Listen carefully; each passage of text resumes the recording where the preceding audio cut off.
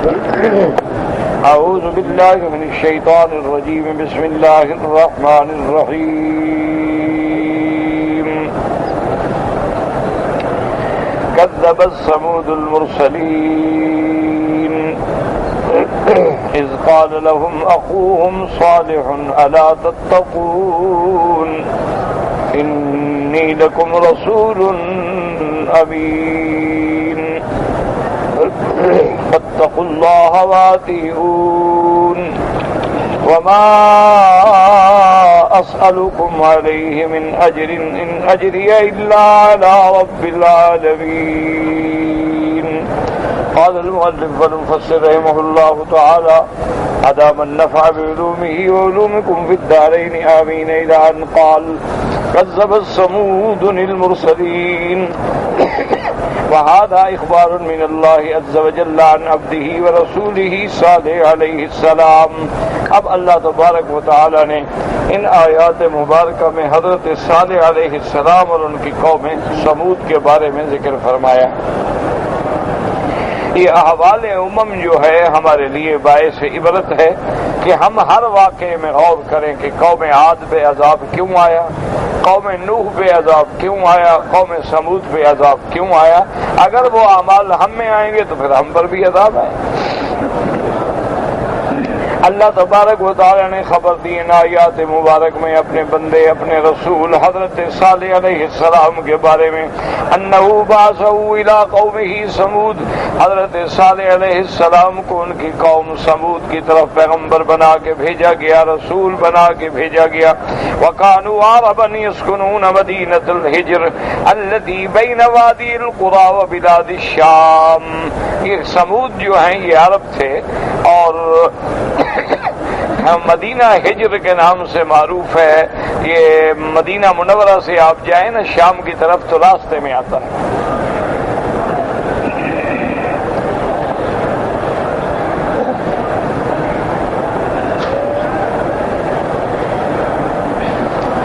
مساکن معروفۃ مشہورۃ, اور ان کے مساکن جو ہیں معروف ہیں. وقد قدمنا فی سورۃ الاعراف الاحادیث المرویۃ فی مرور رسول اللہ صلی اللہ علیہ وسلم بہم حین اراد غزو الشام. حضور صلی اللہ علیہ وسلم غزوہ تبوک کے بارے میں جب آپ تشریف لے گئے تو آپ وہاں سے گزرے تھے.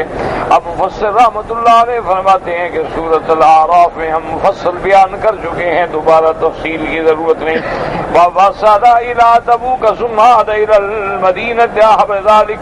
حضور صلی اللہ علیہ وسلم کو خبر ملی تھی کہ روم جو ہے لشکر تیار کر رہا ہے, تو حضور نے صحابہ کو حکم دیا کہ ہم خود اس کے استقبال کے لیے جاتے ہیں. تو آپ تبوک تشریف لے گئے تو راستے میں انہی وادیوں میں گزر ہوا جس میں قریہ ہے قوم ثمود ہے. وقانوا بعد عاد, اور قوم ثمود جو ہے یہ قوم عاد کے بعد ہے. وقیلا قبل خلیل علیہ السلام, یعنی قوم ثمود قوم عاد کے بعد ہے اور حضرت ابراہیم سے پہلے ہے. بداهم نبیهم صالح اللہ عز وجل یعبدوہ وحدہ لا شریک لہ. حضرت صالح علیہ السلام نے ان کو دعوت توحید دی, کیونکہ دعوت توحید جو ہے وہ ہر پیغمبر کی دعوت ہے. جو اصولی مسائل ہیں ان میں کوئی اختلاف نہیں, یعنی ایمان بالالہیات, ہکذا بالنبوت والرسالہ, ہکذا بالوعد. یعنی اللہ کی توحید, نبوت و رسالت اور آخرت, یہ ایسے مسائل ہیں کہ اس میں کوئی اختلاف نہیں.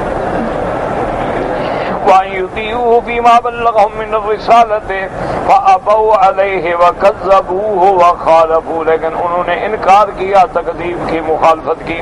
وَأَخْبَرَهُمْ أَنَّهُ لَا يَبْتَغِي بِدَعْوَتِهِمْ أَجْرًا مِّنْهُمْ, اور حضرت صالح علیہ السلام نے ان کو فرمایا کہ مجھے کوئی لینا دینا نہیں, مجھے کوئی فائدہ نہیں اٹھانا, تم سے کوئی بدلہ نہیں لینا, کچھ معاوضہ نہیں دینا, پھر مجھے کیا ضرورت ہے غلط دعوت کی. وَإِنَّمَا يَطْلُبُ ثَوَابَ ذَلِكَ مِنَ اللَّهِ عَزَّ وَجَلَّ ثُمَّ ذَكَرَهُمْ عَلَىٰ اللَّهِ عَلَيْهِمْ. مجھے تو اللہ تبارک و تعالیٰ کے حکم کی تعمیل کرنی ہے اور اس کا اجر بھی اپنے اللہ سے لینا ہے. اور اس کے بعد آپ نے ان کو اللہ کی نعمتوں کا تذکرہ کیا تاکہ منعم حقیقی کو پہچان سکیں.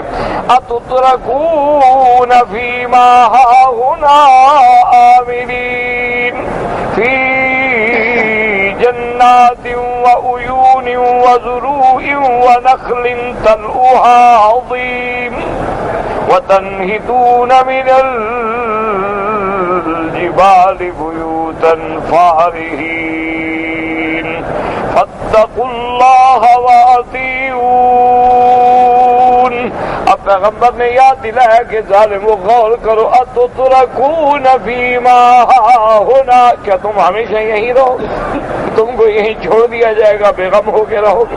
فی جنات و عیون، ان باغوں میں، ان چشموں میں، وزروع و نخل، اور ان کھیتیوں میں اور کھجوروں میں، طلعها حضیم، جن کے گابھے جو ہیں وہ بڑے نرم ہیں، یعنی جب کھجور کا گابھا نکلتا ہے نا جس میں پھل لگتا ہے تو نرم نرم ہو تو بڑی اعلیٰ کھجور ہوتی ہے۔ وَتَنْحِتُونَ مِنَ الْجِبَالِ بُيُوتًا فارہین، اور تم بناتے ہو پہاڑوں سے گھر۔ فارہین کے دو معنی کیے علماء نے، بعد میں فرمایا حاذقین ماہرین، یعنی اللہ نے تمہیں علم دیا ہے کہ کیسے پہاڑوں کو کاٹ کاٹ کے تم گھر بنا لیتے ہو، اور بعد نے فرمایا کہ پہاڑوں کے گھر بناتے ہو فارہین عاشرین بطرین، تکبر کرتے ہو کہ دیکھو ہمارے کیسے محل مضبوط ہے۔ فاتقوا اللہ وأطیعون، اللہ سے ڈرو اور میری اطاعت کرو۔ ولا تطیعوا امر المسرفین الذین یفسدون فی الارض ولا یصلحون، اور اپنے ان بڑوں کی اطاعت نہ کرو جو زمین میں فساد کرنے والے ہیں اور جو اصلاح کی کبھی خواہش و تمنا نہیں رکھتے۔ اللہ کے پیغمبر نے ان کو نعمتیں یاد دلائی کہ نعمتیں یاد کرو، تمہیں اللہ نے مکان دیے، باغات دیے، چشمے دیے، تو اب نعمتوں کا معنی یہ ہے کہ ہم منعم کو پہچانے اور اللہ کا شکر کریں۔ تم شکر کرنے کے بجائے کفر کرتے، تم میری اطاعت کرو، ان لوگوں کی اطاعت نہ کرو جو خود مسرف ہے، جو خود مفسد ہے، زمین میں دنیا میں فساد کرنے والے۔ یقول لهم واعظا لهم وحذرا نقب اللہ ينتحل بهم، اب اللہ کے پیغمبر ان کو واعظ فرماتے ہیں، ان کو ڈراتے ہیں کہ ڈرو کہیں اللہ کا عذاب تمہیں نہ پکڑ لے۔ ومذکرا بانعم اللہ علیہم فیما رزقهم من الرزاق الدارۃ وجعلهم فی امن من المحظورات، اور اللہ کی نعمتیں یاد کرو کہ جس پروردگار نے تمہیں ایسا رزق عطا فرمایا ہے ہمیشہ آنے والا، ہر طرف سے آنے والا دائرہ، وجعلهم فی امن من المحظورات، اور اللہ تبارک و تعالی نے تمہیں ہر بلا سے محفوظ رکھا ہوا ہے۔ وانبت لهم من الجنات، تمہارے لیے باغ اگائے ہیں، وفجر لهم من العیون الجاریات، تمہارے لیے زمین سے چشمے جاری کیے ہیں، واخرج لهم من الزروع الثمرات، تمہارے لیے کھیتیاں اور پھل نکالے ہیں۔ فلہذا قال والنخل طلعها حضیم، قال فی ابن عباس حضیم این ولغا، یعنی پکنے والے، فہوا حضیم، جو کھجور نکلے اور تیار ہو جائے، پک جائے اس کو، بعض کہتے ہیں نہیں وہ گابھے جو نرم ہوتے ہیں۔ وقال علی ابن ابی طلحہ نخل طلعها حضیم یقول مشبۃ، یعنی بھرے ہوئے۔ وقال اسماعیل ابی خازم ابن ابی امر وقد ادرک الصحابہ بعض کو نخل طلعها حضیم قال اذا رطب واسترخى، کہ جب وہ تازہ بھی ہو اور نرم بھی ہو، استرخاء مانا نرم ہو، رطب مانا تازہ ہو۔ تو اللہ نے تمہیں ایسی نعمتیں دی ہیں، ان کو بھلا کے بجائے شکر کرنے کے تم اللہ کی تکذیب کرتے۔ رواه ابن ابي حاتم ثم قال رواه ابي سالم وهذا وقال ابي سالم نخل طلعها حضیم قال هو المذنب من الرطب، یعنی وہ کھجور جو لٹکنے والی ہو، جیسے تم لٹکتی ہے نا، جب بھاری ہوگا تو لٹکے گا۔ وقال مجاہد هو الذي اذا يبس تهشم وتفتت وتناثر، حضرت مجاہد فرماتے ہیں حضیم کا معنی یہ ہے کہ جب وہ خشک ہو جائے، خشک ہونے کے بعد وہ پھٹ جائے اور اس کے بعد گرے تمہارے اوپر، یعنی پکی پکی خشک کھجوریں تیار گر رہی ہیں۔ یہ اللہ کی نعمتوں کو یاد کرو۔ وقال ابن جریج سمیت عبد الکریم بانا امیہ سمیت جانے کو حضیم قال حين يطلع تقبض عليه فتعزمه، یعنی جب وہ نکلتا ہے اس کو لینا پھر اس کو کھانا، فهو من الرطب الحزیم، اگر رطب تازہ ہو تو اس کو حزیم کہتے ہیں، اور یابس تو حشیم کہتے ہیں تقبض علیہ فتحشمہ، وقال کہ وقت الحدیم الرطب واللین، انہوں نے فرمایا تازہ اور نرم، وقال ذاکذا کسر حمل الثمرۃ ورکب بعضها بعضا، انہوں نے فرمایا ونخل تلوها حلیم، مانا یعنی جب گوشے پر ہو ایک کے اوپر دوسری کھجور لگی، بھرا ہوا گوشہ ہے۔ وقال مرتن هو التلوحین يتفرق ويخضر، جب وہ علیحدہ ہوتی ہے سبز ہو کے تیار ہو جاتی ہے۔ وقال الحسن البصری رحمۃ اللہ علیہ ونخل تلوها عظیم قال الذي لا نوى له، انہوں نے فرمایا حضرت حسن بصری رحمۃ اللہ علیہ فرماتے ہیں ایسے کھجوریں جس کے اندر گٹھلی نہ ہو، یعنی اللہ نے تمہیں ایسی نعمتیں عطا فرمائی ہیں۔ وقال ابو اسماعیل رأيت التلاحين ينشق عنه الكم فترى التلق الرسق بعضه ببعض، ابو صخر کہتے ہیں کہ جب وہ گوشہ، جب وہ گابھا نکلتا ہے اس کے بازو سے چیر کے جیسے قمیض کی کم ہوتی ہے، اور جب اس کو دیکھو تو ایک دوسرے سے چمٹا ہوا ہوتا ہے، یہ حزیم ہوتا ہے، وہی یعنی گابھے جب نکلتے ہیں اور نرم ہوتے ہیں۔ وَتَنْحِتُونَ مِنَ الْجِبَالِ بُيُوتًا فَارِهِينَ، اور علماء فرماتے ہیں یہ نہیں کہ وہ پتھروں کا مکان بناتے تھے بلکہ پہاڑوں کو کھڑے کھڑے کاٹ کے اندر مکان بنا لیتے۔ ایک تو ہے نا کہ پتھر کاٹ کے تم لگاتے ہو، اینٹیں بناتے ہو، دیواریں بناتے ہو، ان کو اللہ نے ایسا علم دیا تھا اور ایسی طاقت دی تھی کہ پہاڑ کھڑا ہے اسی کے اندر کاٹ کے کمرے بناتے چلے جاتے ہیں۔ وَتَنْحِتُونَ مِنَ الْجِبَالِ بُيُوتًا فَارِهِينَ، قال بعض غیر والی حاذقین مانا ماہرین، یعنی اپنے اس فن کے بڑے حاذق، بڑے ماہر تھے، جیسے کہتے ہیں طبیب حاذق، حکیم جو ہے یہ بڑا تجربہ کار ہے۔ اور بعض علماء نے فرمایا فارحین مانا خوشی سے، شارحین اشرین مکانوں پہ خوش ہونے والے، اترانے والے کہ میرا محل کیسا مضبوط ہے۔ وہ اختیار میں جواب منافات بینهم قولتم لنحوطت فی الجبال اشرا وبترا، مفسر رحمۃ اللہ علیہ فرماتے ہیں اقوال میں کوئی تعارض نہیں ہے، کیونکہ وہ گھر بناتے تھے لوگوں کو دکھانے کے لیے، اپنے بڑائی ثابت کرنے کے لیے، واپس من غیر حاجت نہ سکناہا، اور بھی فائدہ بناتے تھے، حالانکہ شریعت اتنا اجازت دیتی ہے کہ گھر وہ بناؤ جو تمہاری ضرورت ہے۔ وَكَانُوا حَاذِقِينَ مُتْقِنِينَ لِنَحْتِهَا وَنَقْشِهَا، اور وہ اپنے فن میں بڑے ماہر تھے، ان پہاڑوں کو کاٹنے میں بھی اور ان میں نقش و نگار بنانے میں بھی۔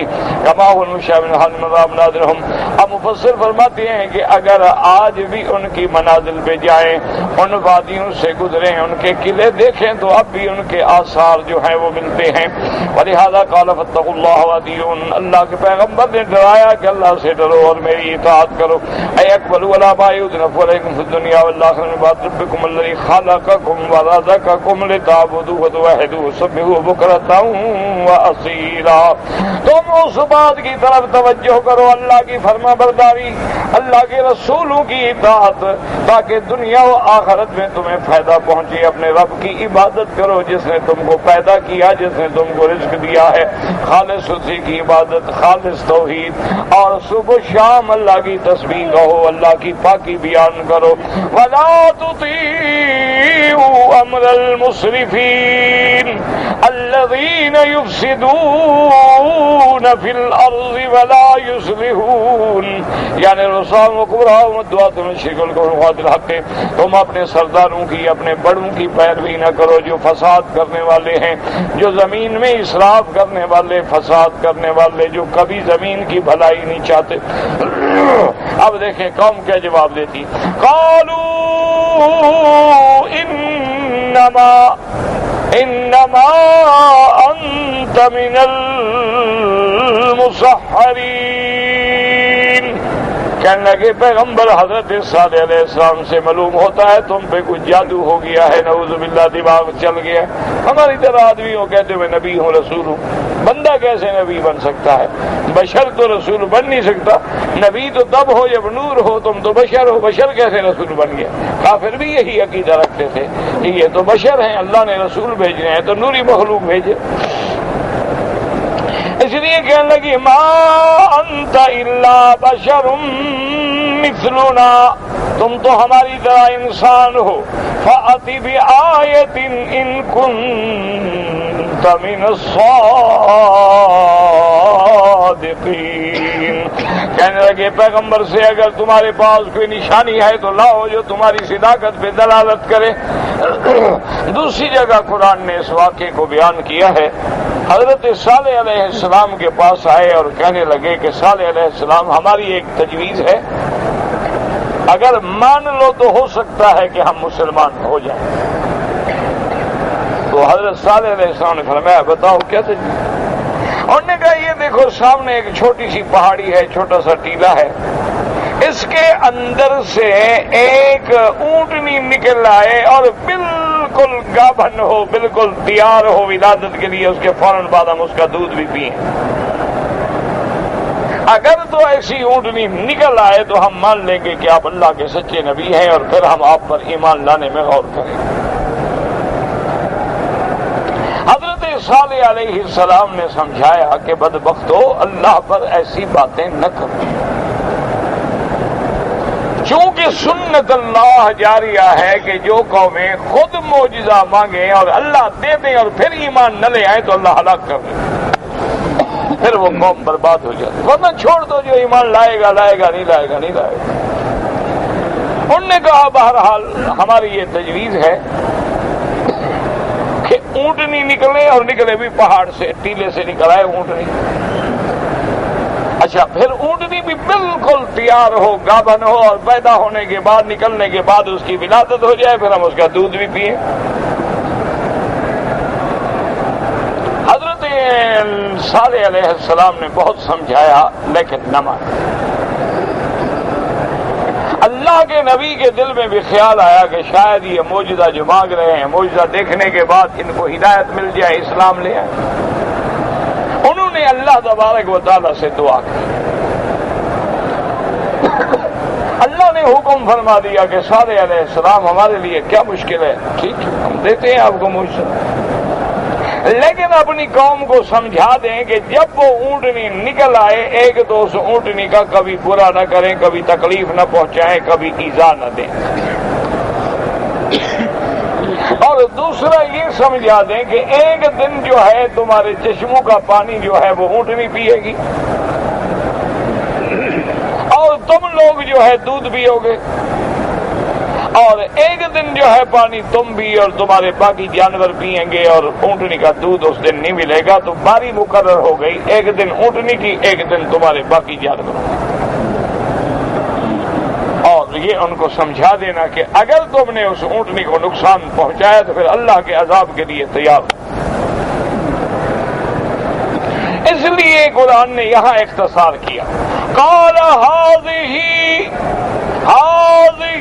ناقۃ اللہ، هذه ناقۃ لها شرب ولکم، ناقۃ لها شرب ولکم شرب یوم معلوم۔ انہوں نے فرمایا آؤ جی یہ آ گئی اونٹنی، سارے اکٹھے ہو جاؤ، ان کے سامنے اونٹنی نکل آئی۔ انہوں نے فرمایا یاد رکھو ایک دن اس کا اور ایک دن تمہارا، وَلَا تَمَسُّوهَا بِسُوءٍ وَلَا تَمَسُّوهَا بِسُوءٍ فَيَأْخُذَكُمْ عَذَابُ يَوْمٍ عَظِيمٍ، اور اس اونٹنی کو کبھی نقصان نہ پہنچانا، اس کو کبھی برا نہ سوچنا، ورنہ پھر عذاب عظیم کا انتظار کرو۔ لیکن قوم کہاں صبر کرتی تھی، کچھ دنوں کے بعد ہی ان کی طبیعت جو تھی خراب ہو گئی۔ انہوں نے ایک آدمی تھا قدار، اس کا نام تھا قدار ابن صالح، وہ بڑا بدبخت تھا، اس کو تیار کیا ابھی اونٹنی کو مار۔ اس نے چند آدمی اپنے ساتھ کیے اور راستے میں بیٹھ گیا، اور اونٹنی جب آئی تو اس کی کونچیں جو تھی نا پاؤں کی رگیں کاٹ ڈالی،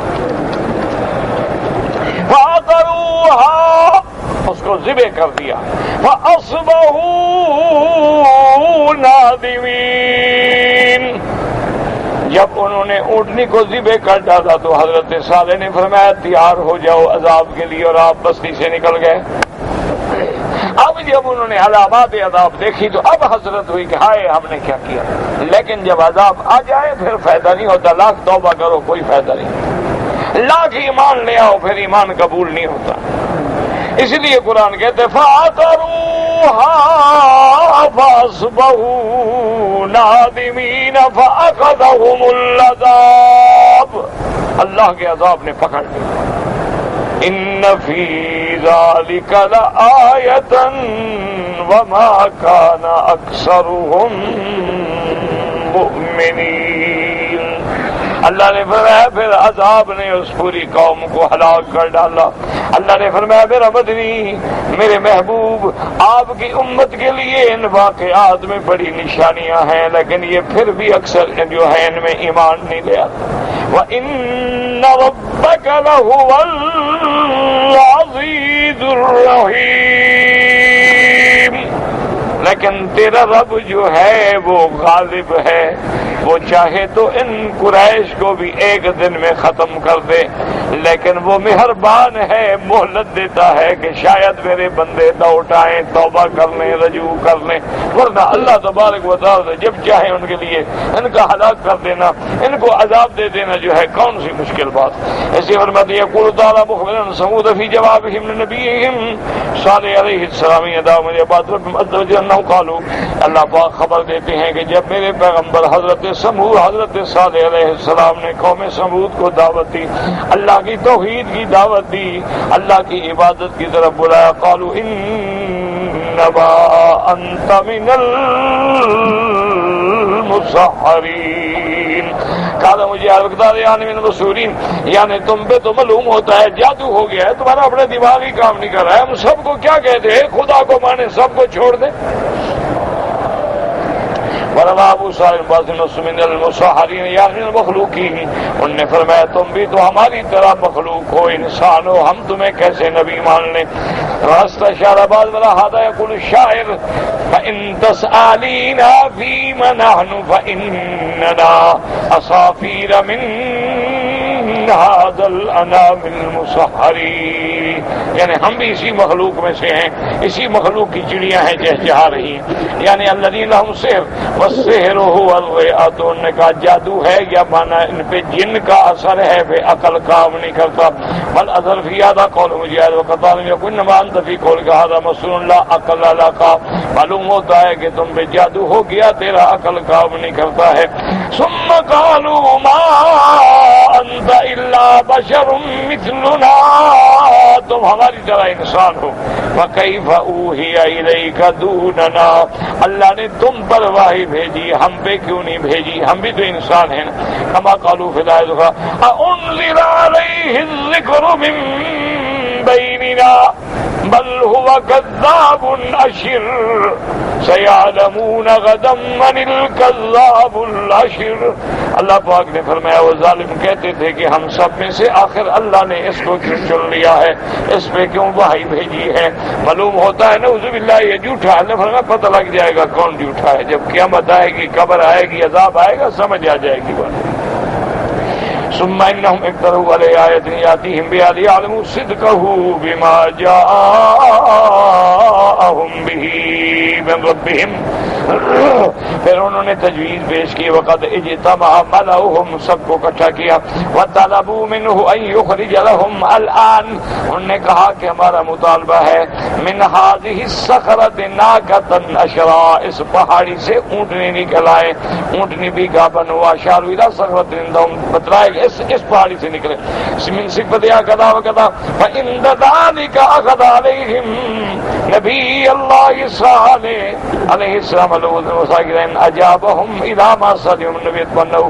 حضرت صالح نے فرمایا اچھا تم وعدہ کرو اگر جو معجزہ مانگتے ہو وہ تمہیں دکھا دیا جائے تو تم ایمان لے آؤ گے. انہوں نے کہا جی ہاں بالکل ٹھیک ہے ہم بالکل وعدہ کریں. فقام نبی اللہ صالح علیہ السلام فصلى. حضرت صالح علیہ السلام نے نماز پڑھی اور اللہ سے دعا مانگی. ثم دعا اللہ عز وجل یجیبهم الى سؤالهم فانفطرت تلك الصخرة والتي اشاروا اليها الناقة النشراء الصفۃ التي وصفوها فآمن بعضهم وكفر اکثرهم. اسی طرح اونٹنی نکل آئی. کچھ لوگ تو اسلام لائے، ایمان لائے، لیکن اکثر اسی طرح کافر ہیں. وقال هذه ناقة لها شرب ولكم شرب يوم معلوم. یعنی تردماغ میں یوم تردون، تم ایک دن اونٹنی کا ہوگا، ایک دن تمہارا ہوگا. ولا تمسوها بسوء، اس کو کبھی تکلیف نہ پہنچانا. فيأخذكم عذاب يوم عظيم. حذر نقوة الله إن صابوها بسوء. اللہ کے پیغمبر نے ڈرایا کہ اگر تم نے اس اونٹنی کو تکلیف پہنچائی تو تمہیں اللہ کا عذاب پکڑ لے گا. فمكثت الناقة بين أظهرهم حينا من الدهر. کچھ عرصہ وہ اونٹنی رہی. تارد الماء وتأكل الورق والمرعى. وہ پانی پیتی ایک دن کے لیے اور پتے چرتی کھاتی رہتی. ينتفعون بلبنها، اور یہ اس کا دودھ پیتے. يحلبون منها ما يكفيهم شربا وريا. اتنا دودھ ہوتا کہ ساری قوم پی لیتی. فلما طال عليهم الامد، جب کافی وقت گزر گیا. وحضر اشقاهم، ان کا بدبخت آیا. تمالوا على قتلها، مشورہ کیا کہ اب اونٹنی کو قتل کر دو. فعقروها فاصبحوا نادمين. فاخذهم العذاب، ان پہ عذاب کیا آیا؟ انہم زلزالا شدیدا وجاءتهم سیئۃ عظیمۃ اقتربت القلوب من محالها. زمین کے اندر زلزلہ آیا اور اللہ کے فرشتے نے چیخ ماری، اور وہ آواز ایسی تھی کہ اس کی آواز کی شدت سے ان کے دل جو تھے نکل کے گردنوں میں آ گئے. واتاهم من المعلم يكونوا يحتسبون، اور ایسی طرح سے عذاب آیا ان کو گمان بھی نہیں تھا. واصبحوا في ديارهم جاثمين، اور اپنے ان حویلیوں میں، اپنی بستیوں میں اوندے پڑے تھے، مردہ پڑے ہوئے تھے، کوئی پوچھنے والا بھی نہیں تھا. ان فی ذلک لآیۃ وما کان اکثرهم مؤمنین وان ربک لهو العزیز الرحیم. دعا کریں اللہ امت مسلمہ کو ہر عذاب سے بچائے، ورنہ حالات کا تقاضا یہ ہے. علماء نے لکھا ہے کہ پہلے قوموں میں جو اعمال خبیثہ تھے، مثلا لوط کی قوم میں ایک برائی تھی، قوم عاد میں ایک برائی تھی، قوم سمود میں ایک برائی تھی. بدقسمتی سے امت محمد مصطفیٰ میں وہ ساری برائیاں جمع ہو گئی. تمام امم سالفہ کے جو عیب تھے، جو گناہ تھے، وہ سب کے سب اکٹھے ہو گئے ہیں. اور بالکل ہم اس کنارے پہ کھڑے ہیں کہ کسی وقت اللہ کا عذاب نہ پکڑ لے. اللہ نمونہ دکھاتے ہیں، کبھی زلزلے کی شکل میں، کبھی آپس میں لڑائیوں اور قتال کی شکل میں، کبھی بدامنی کی شکل میں، کبھی ایک دوسرے کے مال لوٹنے کی شکل میں. ورنہ آپ نے کبھی سنا تھا کہ کوئی آدمی 8 سال 9 سال کی بچی کو پکڑ کے 10 بندے زنا کریں گے؟ یہ تو میرے خیال میں فرعون کو بھی نہیں سوجی ہوگی. تو آج وہ ساری برائیاں جمع ہیں. بس یہ تو اللہ کی رحمت ہے کہ اللہ ہمیں مہلت دے رہے ہیں، مہلت دے رہے ہیں. اور اگر قوم لوٹ کے توبہ کر کے اللہ کے دروازے پہ نہ آئی تو پھر ہمارا وقت بھی آ گیا. بس اللہم لا تہلکنا بذنوبنا، اللہم لا تعذبنا بذنوبنا، اللہم لا تمنع عنا بذنوبنا فضلک. میرا مولا اپنی رحمت کا معاملہ فرما، ہمارے اعمال پہ نظر نہ فرما، اپنی رحمت پہ نظر فرما.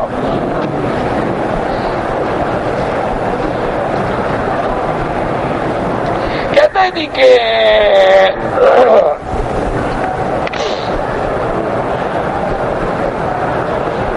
نمازی کے آگے گزرنا جو ہے وہ بڑا سخت گناہ ہے. بالکل ہے، حدیث میں ہے. بعض جگہ لفظ ہے صرف 40 کا، لیکن محدثین نے فرمایا کہ 40 سال بھی کھڑا ہونا پڑے تو کھڑے رہو، لیکن نمازی کے آگے نہ گزرو، اتنا بڑا گناہ ہے.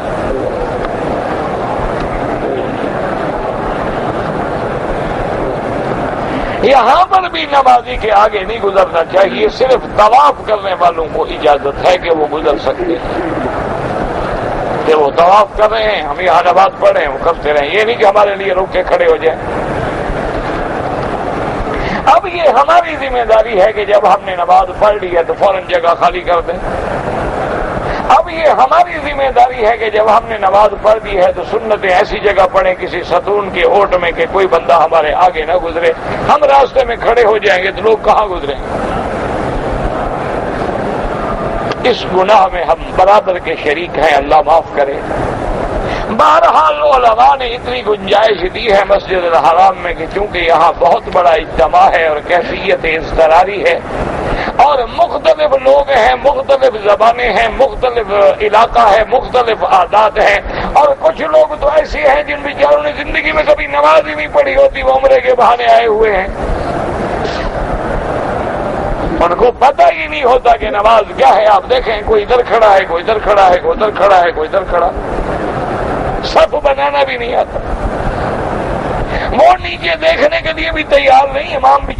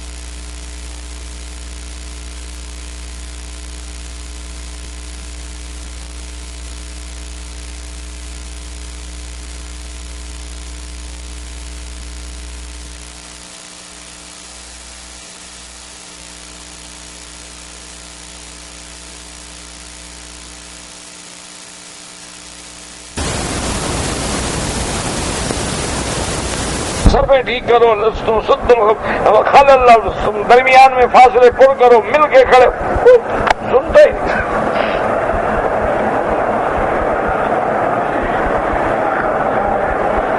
بہرحال مسئلہ یہ ہے کہ نمازی کے آگے نہ گزریں۔ اگر مجبوراً حرم میں گزرنا پڑے تو پھر سجدے کی جگہ پہ پاؤں نہ گزرے، سجدے کی جگہ سے دور ہو کے گزرنے کی کوشش کرے، اور ہر آدمی اپنے اپنے ساتھیوں کو سمجھائے کہ بھی نماز پڑھ کے 10 منٹ بیٹھ جاؤ نا، کسی کو بھی نہ گزرنا پڑے، ہر کوئی آرام سے نکل جائے گا۔ لیکن صبر کہاں سے آئے؟ امام سلام پھیرتا ہے اسی وقت اللہ اکبر کھڑے ہو جائیں۔ خدا کے بندے، مطاف ہے، لوگوں نے طواف کرنا ہے، تم نے نماز شروع کر دی، لوگ تمہاری گردنوں کے اوپر سے گزرے، کہاں گزرے؟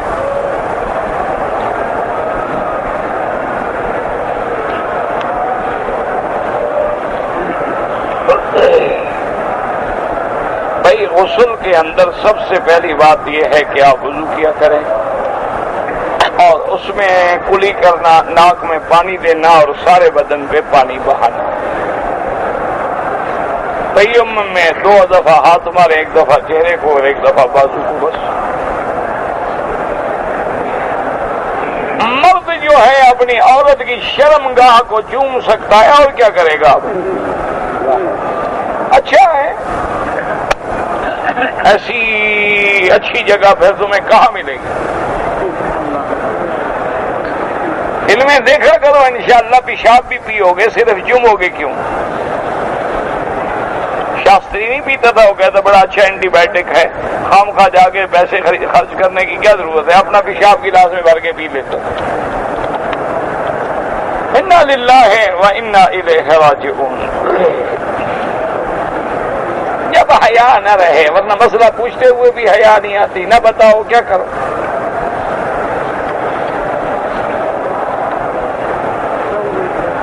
بھائی تمہاری بیوی ہے، بالکل چومو، بالکل۔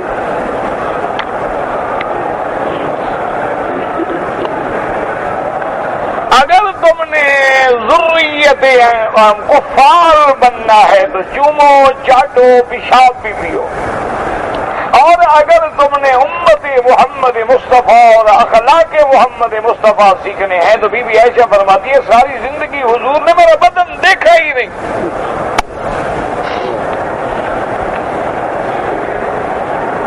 بدن میں نظر ہی نہیں ڈالی، بس اللہ نے حلال بنایا ہے، تناسل ہے، توالد ہے کہ سلسلہ قائم رہے، بندہ گناہوں سے بچا رہے۔ کون سا ایسا اہم مقام ہے کہ آدمی اس کو دیکھے یا اس کو چومے پیشاب کی جگہ کو؟ اسی لیے کتابوں میں لکھا ہے لوگوں نے کہ علامہ کشمیری رحمت اللہ علیہ جو اپنے زمانے کے محدث گزرے ہیں،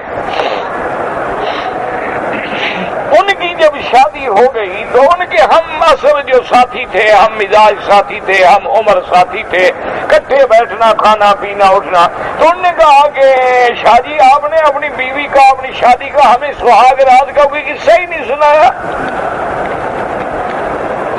کہ بھائی آپ کی سہاگ رات کیسے گزری؟ تو شاہ جی کی آنکھیں سرخ ہو گئیں اور فرمانے لگے خدا کی قسم اگر میرے نانے کی سنت نہ ہوتی تو میں کبھی شادی نہ کرتا، اس سے بڑی عالم حدیث و قرآن کی کیا توہین ہو سکتی ہے کہ پیشاب کی جگہ پہ بیٹھا ہو؟ یہ تو سنت ہے میرے رسول کی میرے آنکھوں پہ، بس ختم ہو گئی بات۔ یہ کوئی قصہ ہے کہ تمہیں بتایا جائے کہ رات کیسے گزری اور یہ کیسے ہوا، فلاں کیسے ہوا؟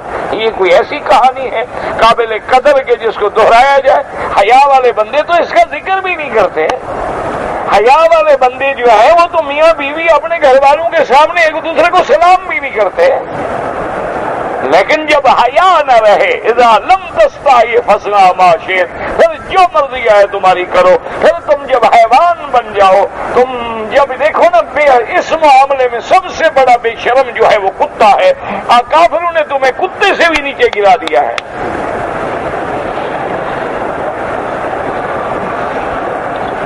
انا للہ و انا الیہ راجعون۔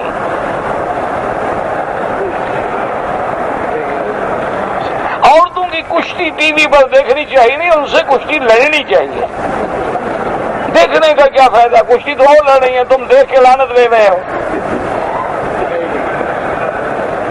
انا للہ و انا الیہ راجعون۔ انا للہ۔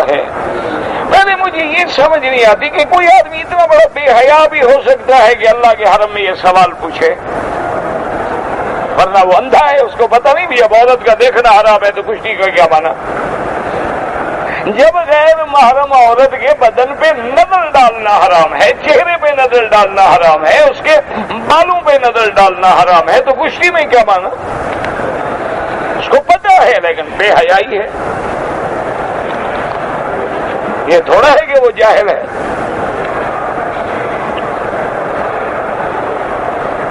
اگر کسی آدمی کی ہوا نکل جائے وضو ٹوٹ جائے گا؟ ہاں جناب وضو تو ٹوٹ جائے گا، اور تو کشتیاں دیکھا کرو نا، عورتیں کو ہوا تو نکلے گی۔ حضرت معاویہ رضی اللہ تعالی عنہ نام ہے اور جب علم ہو جائے تو ترجمہ نہیں ہوتا۔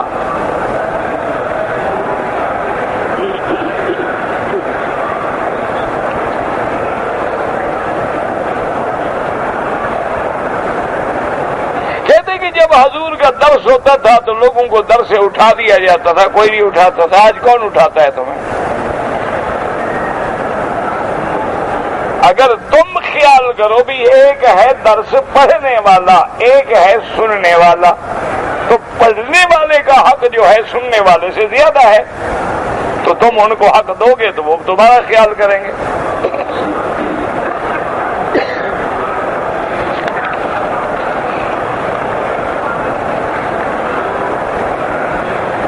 کہتے جی کہ میری ٹانگوں میں اور گھٹنوں میں درد ہے، تکلیف ہے، اگر میں حرم شریف میں نہ آ سکوں اور میرے گھر کے قریب ایک مسجد ہے وہاں نماز جماعت کے ساتھ پڑھ لوں کوئی بات نہیں، پڑھ سکتے، کوئی بات نہیں اگر آپ معذور ہیں، لیکن مسجد میں ضرور پڑھیں، جماعت نہ چھوڑیں کبھی۔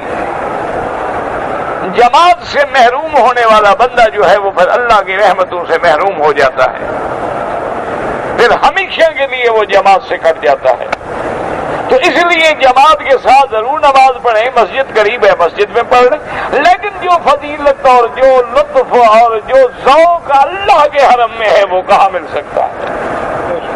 لیکن تم معذور ہو الگ بات ہے۔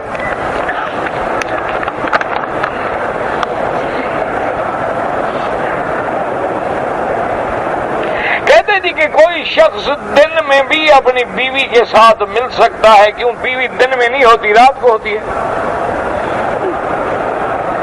نہیں، آخر کوئی مسئلہ، اللہ نے عقل جو دیا ہے، بھوسا تو نہیں بھرا ہوا نا، اللہ نے عقل دیا ہے کہ دن کو بیوی نہیں ہوتی، رات کو بیوی ہوتی ہے۔ اچھا، ایک آدمی کی رات کی ہو ہی ڈیوٹی بیچاری، وہ تو ساری زندگی پھر بیوی کو نہ ملے، رات کو تو چلا جائے ڈیوٹی پہ، دن کو تو ملنے نہیں دیتے، ہو جائے کہاں غریب؟ یہ کیا مسئلہ ہے؟ دن کو ملے، رات کو ملے، دن کو ملے، اس کی بیوی ہے۔ 12 ربیع الاول کو ملے، کیوں نہ ملے بھائی؟ 12 ربیع الاول کو ملنا منع ہے کوئی؟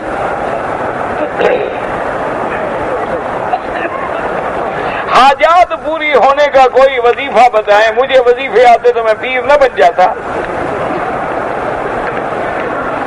مجھے بابا وظیفے آتے، میں کہ طالب العلم آدمی، مجھے کیا پتا وظیفوں کا۔ بہرحال اللہ کے قرآن سے اور درود مصطفیٰ سے کوئی بڑا وظیفہ نہیں۔ افضل الذکر لا الہ الا اللہ محمد الرسول اللہ۔ اور حضور نے خود صحابی کو فرمایا، جب صحابی نے کہا یا رسول اللہ میں جتنا وقت ہوگا درود پڑھوں گا، آپ نے فرمایا اللہ تیری ہر حاجت پوری کریں گے۔ بس رات دن اٹھتے پھرتے بیٹھتے پڑھتے چلتے ہر حال میں درود پڑھو محمد مصطفیٰ، ساری مشکلیں اللہ حل کر دیں۔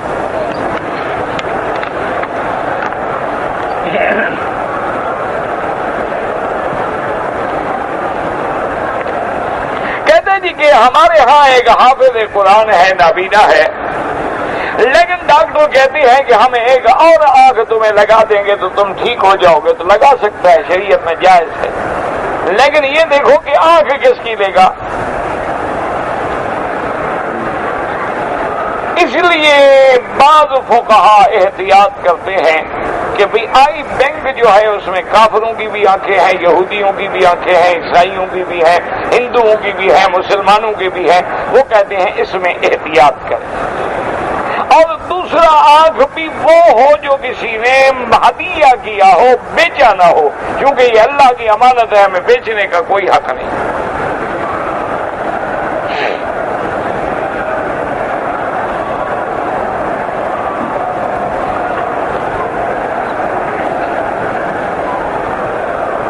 بہرحال مدینے میں گیا، اس نے کہا اللہ ہدایت دے، مرد اور عورت کی نماز میں کیا فرق ہے؟ مرد صفوف اول میں نمازیں پڑھیں، عورت آخر میں نمازیں پڑھیں۔ مرد امام بن سکتا ہے، عورت امام نہیں بن سکتی ہے۔ مرد کی نماز مسجد میں افضل ہے، عورت کی گھر میں افضل ہے۔ گھر کے بجائے پھر برآمدے میں افضل ہے، برآمدے کے بجائے کمرے کے اندر افضل ہے۔ اور اسی طرح وہ حالت سجدے میں اس انداز میں سجدہ کرے کہ بدن زیادہ زمین کے قریب رہے تاکہ سطر زیادہ قائم رہے۔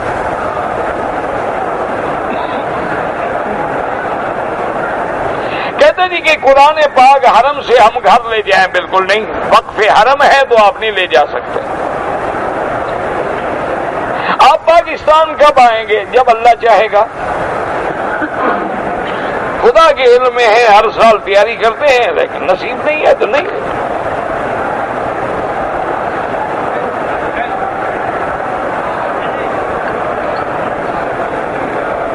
میں نے غسل کیا اور اسی سے ہی وضو کی نیت کر لی، لیکن کلی کی، ناک میں پانی دیا نہیں دیا مجھے کیا پتا، صرف نیت کر لینے سے پانی بہا دو پھر تو کچھ نہیں ہوگا نا۔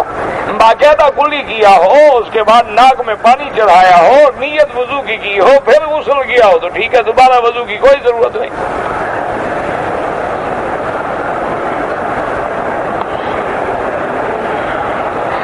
رش ہو گیا، رش کی وجہ سے لوگ کھڑے ہو کر نماز پڑھ لی، مجھے نہیں پتا کھڑے ہو کر کیسے پڑھ لی، یا نہ رکوع کیا نہ سجدہ کیا، ہاں اشارہ کیا تب بھی نماز ہو جائے گی۔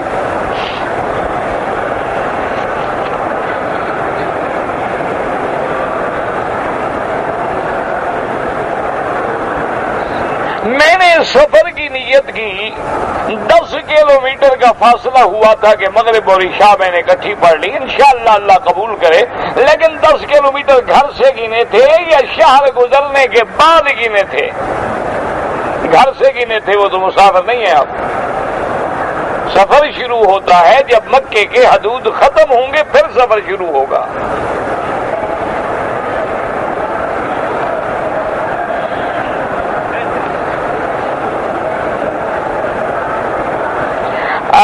بیماری یا کسی وجہ سے عورت کے بال جو ہے وہ گردن تک ہوں تو بال کان کے پاس سے کاٹ سکتے ہیں، اگر بیماری ہے تکلیف ہوتی ہے اس کو تو کاٹ سکتی ہے۔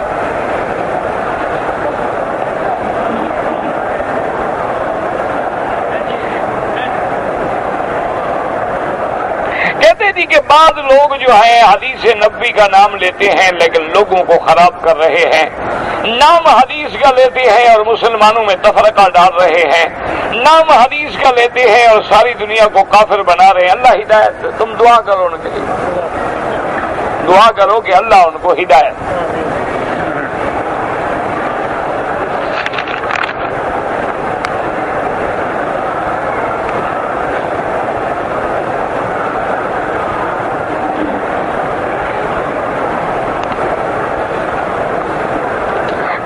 عورت جو ہے وہ اپنی زبان کاٹ سکتی ہے کہ تاکہ میری زبان سے گندی بات نہ نکلے، پھر پاؤں کاٹے کہ غلط جگہ نہ چلے، ہاتھ کاٹے کہ کسی کو لگ نہ جائے، پھر تو سب کاٹ کے پھینک دے اپنے آپ کو۔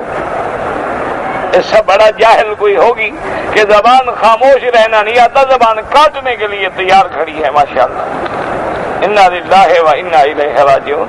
زبان نہ کاٹو، تم زبان کو اللہ رسول کے تابع کر دو، ورنہ کاٹنے سے کیا ہو جائے گا؟ گنگی ہو جاؤ گی تو ہاتھوں سے لڑو گی، پھر ابھی تو زبان مارتی ہو نا، جب زبان نہیں ہوگی تو پھر ہاتھ پاؤں مارو گی اور گڑبڑ کرو گی نا، کوئی فائدہ نہیں ہوگا۔ توبہ کرو، یہ اللہ کی امانت ہے، ہمیں کوئی حق نہیں پہنچتا کہ ہم کاٹیں۔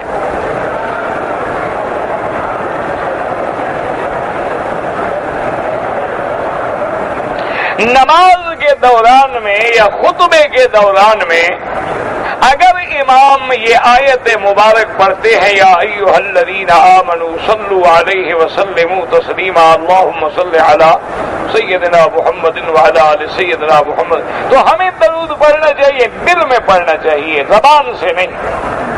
جب امام خطبہ دے رہا ہو تو ہمارے لیے حکم ہے کہ ہم خاموش رہیں۔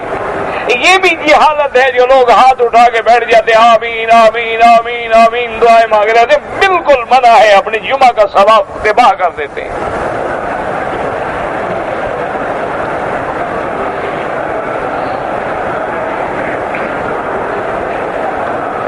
کیا اپنا گھر یا زمین جو ہے وہ گروی دیا جا سکتا ہے؟ تفصیل لکھے، میں نے نہیں سمجھ آیا کیا مطلب ہے آپ کا۔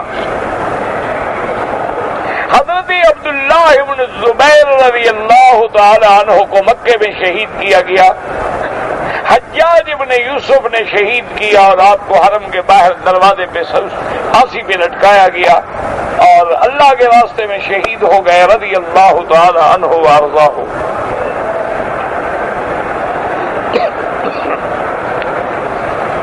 جب ہم لوگ آتے ہیں تو لوگ کہہ دیتے ہیں کہ ہمارا سلام کہنا روزے پہ، کہہ دیا کریں کہ اللہ جی انہوں نے کہا ہے ان کا سلام آپ پہنچا دیں۔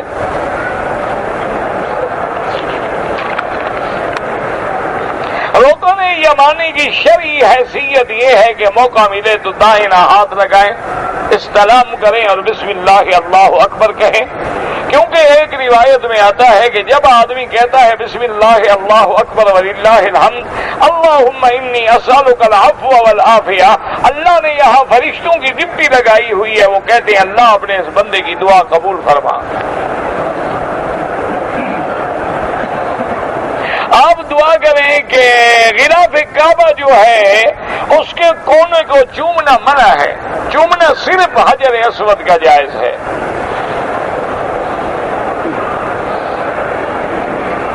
ایک آدمی اپنے آپ کو سگے مدینہ کہتا ہے، ایک تواضع ہے، نیاز مندی ہے، خاکسار کہتے ہیں، ننگے خلق کہتے ہیں، ننگے اسلاف کہتے ہیں، سگے مدینہ کہتے ہیں، ایک تواضع ہے، محبت ہے، کوئی ایسی بات نہیں ہے۔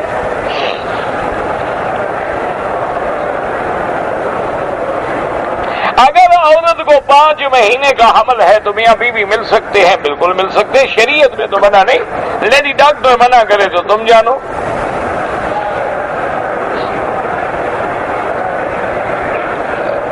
اگر ہم دوسرے شہر سے کام کے لیے آئے ہیں، اگر ہم نے عمرہ کرنا ہو تو احرام گھر سے نہیں باندھ سکتے، پھر لازماً آپ کو حرم کے باہر جانا ہوگا، یا مسجد عائشہ سے باندھیں، یا جعرانہ سے باندھیں، یا مسجد عرفات جا کے حد حرم کے باہر سے باندھیں، وہاں سے احرام باندھ کے عمرہ کریں۔ اپنے گھر سے احرام باندھ کے عمرہ کر لینا منع ہے، وہ صرف حج کے لیے گھر سے باندھا جاتا ہے۔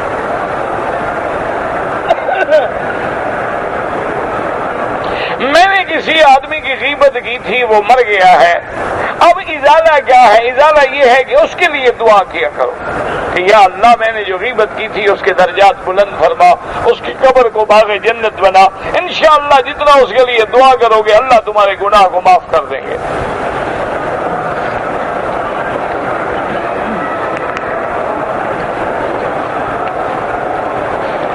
10 سال پہلے میں نے کسی آدمی سے کوئی چیز لی تھی، میں نے اس کو پیسے ادا نہیں کیے تھے، اب میں چاہتا ہوں کہ پیسے ادا کر دوں لیکن وہ بندہ نہیں ملتا، تو آسان حل یہ ہے کہ اتنے پیسے آپ خیرات کر دیں اور نیت یہ کریں کہ یا اللہ یہ جس کے پیسے ہیں ثواب اس کو ملے، تو اس کو بھی ثواب ملے گا اور تمہیں بھی اللہ ثواب دیں گے، انشاءاللہ دونوں کو اجر مل جائے گا۔ بہرحال آپ کے ذمے اس کا حق ہے، یا تو حق والے کو پہنچائیں یا خیرات کر دیں۔ اللہم صلی علی سیدنا محمد وعلی آل سیدنا محمد كما صليت على إبراهيم وعلى آل إبراهيم وفي العالمين إنك حميد مجيد اللهم أنت ربي لا إله إلا أنت الأحد الصمد الفرد الذي لم يلد ولم يولد ولم يكن له كفوا أحد اللهم أنت ربي لا إله إلا أنت الحنان المنان بديع السماوات والأرض يا ذا الجلال والإكرام اللهم إنا نسألك بأسمائك الحسنى وصفاتك العليا اللهم لا تدع لنا ذنبا إلا غفرته ولا هما إلا فرجته ولا عيبا إلا سترته ولا كربا إلا نفسته ولا ضالا إلا هديته ولا فسادا إلا أصلحته ولا مريضا إلا شافيته ولا مبتلا إلا آفيته ولا حيا إلا هديته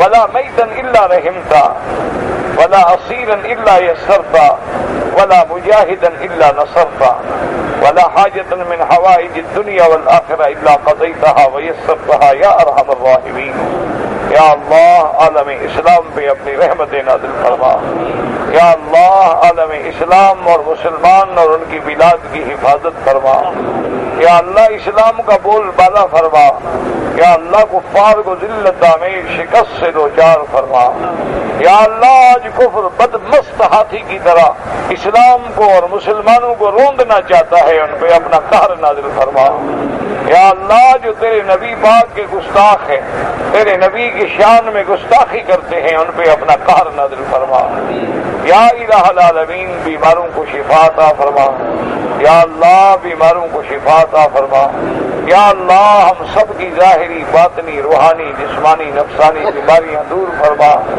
یا اللہ بے حیاؤں کو حیا عطا فرما، بے دینوں کو دین عطا فرما، بے اولادوں کو اولاد عطا فرما، یا اللہ جن کی اولاد ہے ان کو صالح بنا، یا اللہ جن کے گھروں میں بچیاں ہیں ان کے رشتے آسان فرما، ان کا مستقبل روشن فرما، یا الہ العالمین ہمیں مانگنا نہیں آتا بغیر مانگے عطا فرما، یا اللہ پورے عالم میں ہدایت کی ہوائیں چلا دے، یا اللہ پورے عالم میں ہدایت کی فضا پیدا کر دے، یا اللہ پورے عالم میں اپنی دین کی دعوت دینے کی اسباب پیدا فرما دے، یا اللہ پورے عالم میں اسلام کا بول بالا فرما دے، حضور کے ہر امتی کو دین کا دائی اور دین کا مبلغ اور دین کا تبلیغ کرنے والا بنا دے یا الہ العالمین۔ حرمین الشریفین اور بلد الامین کو قیامت تک ہر فتنے سے محفوظ فرما۔ ربنا آتنا فی الدنیا حسنۃ وفی الآخرۃ حسنۃ وقنا عذاب النار۔ سبحان ربک رب العزۃ عما یصفون وسلام علی المرسلین والحمد للہ رب العالمین۔ اللهم صل على سيدنا محمد وعلى آل سيدنا محمد كما صليت على إبراهيم وعلى آل إبراهيم في العالمين